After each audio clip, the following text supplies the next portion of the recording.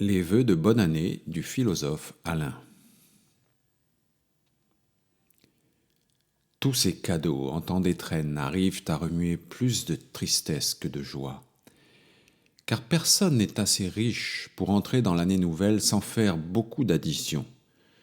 Et plus d'un gémira en secret sur les nids à poussière qu'il aura reçus des uns et des autres, et qu'il aura donnés aux uns et aux autres pour enrichir les marchands.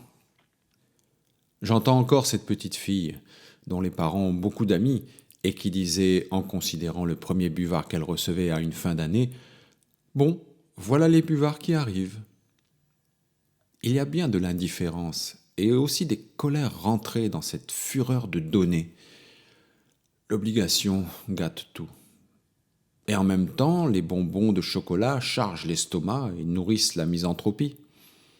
Bah, donnons vite et mangeons vite, ce n'est qu'un moment à passer. Venons au sérieux. Je vous souhaite la bonne humeur. Voilà ce qu'il faudrait offrir et recevoir. Voilà la vraie politesse qui enrichit tout le monde, et d'abord celui qui donne. Voilà le trésor qui se multiplie par l'échange. On peut le semer le long des rues, dans les tramways, dans les kiosques à journaux. Il ne s'en perdra pas un atome. Elle poussera et fleurira partout où vous l'aurez jetée. Quand il se fait à quelques carrefours un entrelacement de voitures, ce ne sont que jurons et invectives, et les chevaux tirent de toute leur force, ce qui fait que le mal s'aggrave de lui-même. Tout embarras est ainsi. Facile à démêler si l'on voulait sourire, mesurer ses efforts, détendre un peu toutes les colères qui tirent à hu et à dia, mais bientôt ne gordien au contraire, si l'on tire en grinçant des dents sur tous les bouts de corde. Madame grince, la cuisinière grince, le gigot sera trop cuit, de là des discours furibonds. Pour que tous ces Prométhées fussent déliés et libres, il ne fallait pourtant qu'un sourire au bon moment. Mais personne ne songe à une chose aussi simple. Tous travaillent à bien tirer sur la corde qui les étrangle. La vie en commun multiplie les mots.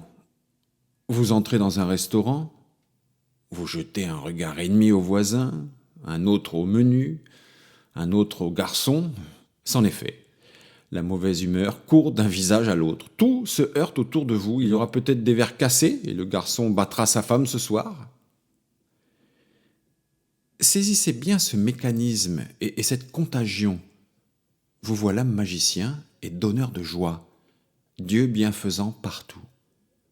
Dites une bonne parole, un bon merci. Soyez bon pour le veau froid. Vous pourrez suivre cette vague de bonne humeur jusqu'aux plus petites plages.